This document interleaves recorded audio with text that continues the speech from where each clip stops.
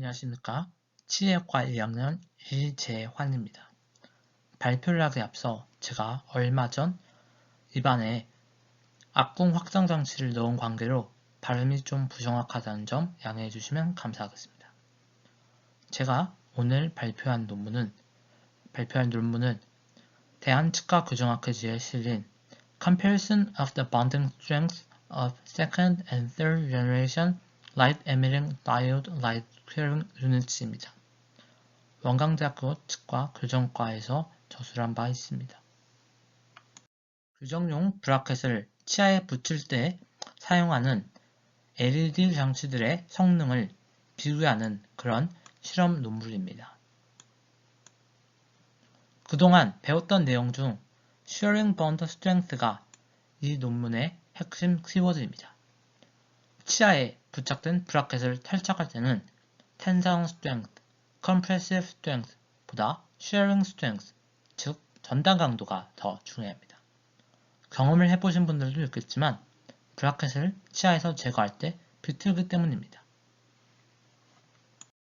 치과용 본딩 매트리얼은 본딩 절차를 간단히 하고 효율성을 증대하며 장기적인 사용을 가능하게 하는 방향으로 발전되었습니다. 치아 교정 분야에서도 브라켓을 붙이는 시간을 줄이고 충분한 본딩 스트렝스를 가능하게 하는 방향으로 연구가 진행되었습니다. 슬라이드 하단을 보시면 파란 불이 나오는 기계가 있는데요. LED Light Curing Unit, 줄여서 LED LCU라고 합니다. 이 기계는 브라켓과 치아 사이를 고정하는 장치입니다. 치아와 브라켓 사이에 레진을 넣고 저 기계를 통해 청색 파장의 빛을 조사하면 레진이 경화되어 브라켓이 치아에 붙게 되는 것입니다. LED LCU는 총 3세대로 분류됩니다. 1세대에 비해 2세대 장치는 빛 조사량이 증대되어 레진 경화 시간이 감소했습니다.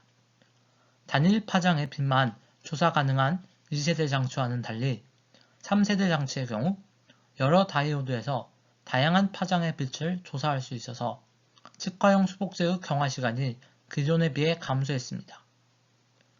2세대 장치의 경우 제곱센티미터당 1200에서 1500메가와트의 빛을 조사 가능한 반면 3세대 장치의 플라즈마 큐어링 모드를 사용할 경우 최대 제곱센티미터당 3200메가와트까지 조사 가능합니다. 이 경우 경화 시간이 감소하는 장점이 있겠지만 고출력으로 인해 연조직이나 치수 부분이 손상될 수 있습니다. 이 논문의 목적은 브라켓 본딩 효율성 차원에서 2세대와 3세대 LED LCU의 성능을 비교하는 것입니다. 2세대와 3세대 LED LCU를 사용했을 때 Shear Bond Strength를 비교합니다. 또 메탈 브라켓과 세라밀 브라켓을 사용했을 때 Shear Bond Strength 차이점 역시 비교합니다. 마지막으로 브라켓을 탈착한 후 치아에 남아있는 레진의 양 역시 비교합니다. 실험 재료와 방법에 대해 말씀드리겠습니다. 원광대학교 치과대학병원에서 교정치료용으로 발치된 13세에서 29세 사이 환자의 소구치 80개를 대상으로 진행되었습니다. 우식증이나 실금이 발견되고 수복된 흔적이 있는 치아 등 비정상적인 치아는 실험 대상에서 제외되었습니다. 치아는 모두 발치 직후 세척되었고 동일한 과정으로 처리 및 보관되었습니다. 모든 브라켓은 동일한 치과의사에 의해 치아에 부착되었습니다. 한마디로 변인 통제되었습니다. 사용된 기계에 대해 말씀드리겠습니다. 2세대 장치로는 3M 유니텍사의 올소럭스가 사용되었고 3세대 장치로는 울트라덴스사의 팔로가 사용되었습니다. 2세대 장치는 단일 모드를 사용하여 치아에 브라켓을 부착했고 3세대 장치는 스탠다드 파워, 하이 파워, 그리고 플라스마 에뮬레이션 총 3종류의 모드를 통해 치아에 브라켓을 부착했습니다. LED LCU의 각 모드별 사용법은 제조사에서 지시한 내용을 따랐습니다. shear bond strength는 브라켓이 탈착되는 순간 500N 로드셀을 장착한 주익사의 유니버설 테스팅 머신을 통해 측정되었습니다. 수업 시간에 보았던 그와 같은 종류의 그런 만능 재료 시험기를 사용한 것입니다. 이후 측정값들은 브라켓 부착 부위의 넓이를 고려하여 메가파스칼의 단위로 환산되었습니다. 테이블 1은 이 연구에 사용된 재료의 종류 및 브랜드명을 나타내는 자료입니다.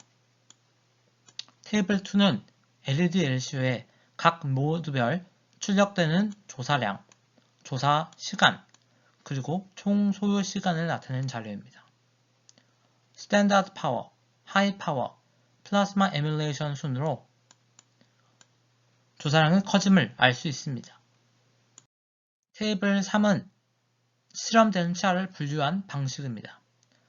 3세대 팔로사의 스탠더드 파워, 하이 파워, 플라스마 에뮬레이션, 2세대 오르솔럭스의 LED LCU를 사용하여 메탈과 세라믹 브라켓을 치아에 장착했습니다. 각 실험군별로 10개의 치아가 사용되었고 총 진행된 실험의 수가 8회인 것으로 보아 처음에 말씀드린 80개의 소구치가 모두 다 사용된 것을 알 수 있습니다. 테이블 5를 통해서는 브라켓 종류에 따른 shear bond strength를 비교할 수 있습니다. 실험군별로 비교를 통해 얻은 t-value입니다. 테이블 4는 브라켓 탈착 후 치아에 남아있는 레진량 ARI 지수를 분류한 자료입니다. 잔존물이 없는 상태를 0, 절반 이하로 있는 경우를 1, 절반 이상 있는 경우를 2, 그리고 브라켓이 붙어있던 모양으로 레진이 모두 남아있는 경우를 3으로 설정한 것입니다. 각 분류는 피겨 3을 보시면 쉽게 이해하실 수 있을 것 같습니다. 실험 결과는 다음과 같습니다. 하단에 피겨 2 그래프를 참조해 주시면 감사하겠습니다. 가장 먼저 2세대와 3세대 LED LCU 성능에 대한 비교입니다. 그룹 1과 5, 2와 6, 3과 7, 4와 8을 묶어서 비교해 볼 수 있습니다. 메탈 브라켓을 이용한 경우 2세대 장치를 이용한 경우인 그룹 4보다 3세대 장치를 이용한 경우인 그룹 1, 2, 3에서 시어링 본드 스트렝스가 같거나 약간 높게 측정되었습니다. 세라믹 브라켓의 경우 1세대 장치를 이용한 경우인 그룹 8보다 3세대 장치를 이용한 경우인 그룹 5, 6, 7에서 시어 본드 스트렝스가 같거나 약간 낮게 측정되었습니다.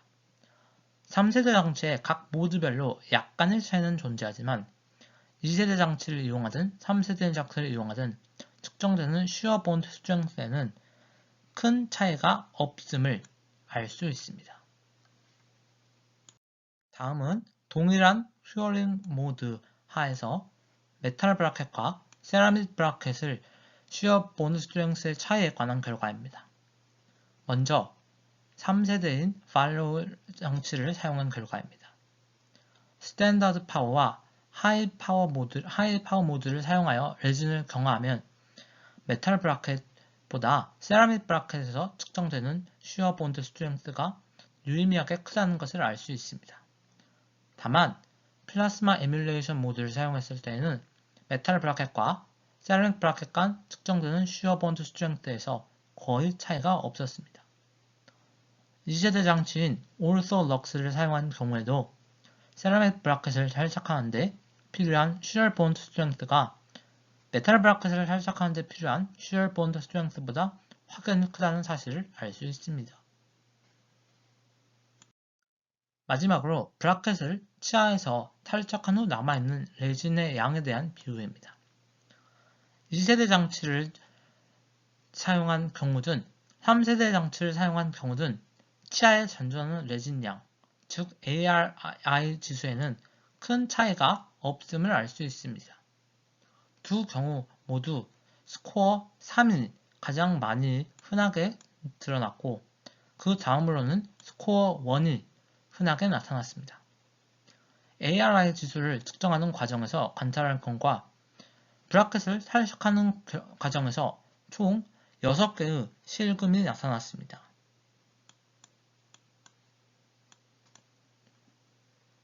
메탈 브라켓을 부착한 치아 1개, 세라믹 브라켓을 부착한 치아 5개에서 실금이 관찰되었습니다.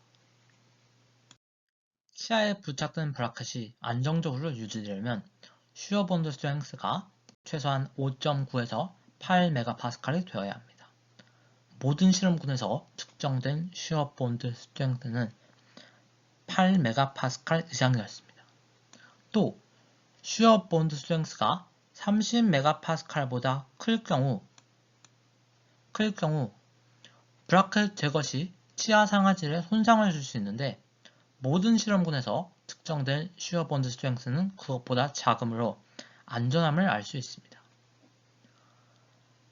2단계나 3단계 LCU를 사용한 후 측정되는 슈어 본드 스트렝스는 가시적인 차이가 없었습니다. 또 메탈 브라켓보다 세라믹 브라켓을 부착했을 때 측정되는 슈어 본드 스트렝스는 모든 실험군에서 더 컸습니다. ARI 지수 역시 LED LCU에 따른 차이는 없었습니다. 결론적으로 2세대 장치나 3세대 장치의 여러 큐어링 모드를 사용하더라도 임상에서 사용하는 데에는 적합하다는 것을 알 수 있습니다. 본딩 스트렝스나 ARI 지수에 있어서 차이가 거의 없기 때문이죠. 다만 레진 경화 시간은 2세대가 3세대보다 덜 소모되므로 체어 타임을 줄이려는 그런 목적에는 부합하지 않는다는 것을 알 수 있습니다. 또 3세대 장치의 플라스마 에뮬레이션 모드의 경우 과도한 조사량으로 인해 잠재적으로 연조직이나 치수에 손상을 줄 수 있으므로 제한적으로 사용되어야 할 것입니다. 지금까지 제 발표를 들어주셔서 감사합니다.